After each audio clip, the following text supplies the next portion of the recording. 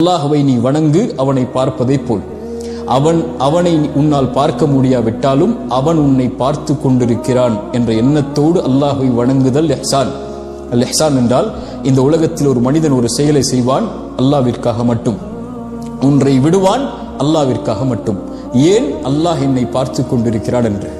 அவன் அல்லாஹ்விடத்திலும் படைப்புகளிடத்திலும் எல்லா விஷயத்திலும் அழகிய முறையில் நடந்து கொள்வான். அல்லாஹ்விற்காக மட்டும் தன் பெற்றோருக்கு பணிவிடை செய்வான், அல்லாஹ்விற்காக மட்டும் குழந்தைகளுக்கு உணவளிப்பான், அல்லாஹ்விற்காக மட்டும் தன் மனைவியிடத்தில் நல்ல முறையில் நடந்து கொள்வான், அல்லாஹ்விற்காக மட்டும் ஏழைகளுக்கு உணவளிப்பான், அல்லாஹ்விற்காக மட்டும் பொய் பேசுவதிலிருந்து விலகிக் கொள்வான், அல்லாஹ்விற்காக மட்டும் புறம் பேசுவதிலிருந்து விலகிக் கொள்வான், அல்லாஹ்விற்காக மட்டும் கோபங்களை கைவிடுவான், அல்லாஹ்விற்காக மட்டும் பிறருடைய குறையை குறித்து பேசாமல் தன்னை பாதுகாத்துக் கொள்வான், அல்லாஹ்விற்காக மட்டும் தொழுவான், அல்லாஹ்விற்காக மட்டும் அல்லாஹ் பாவங்களிலிருந்து விலகிக் கொள்வான், அல்லாஹ்விற்காக மட்டும். ஏன்?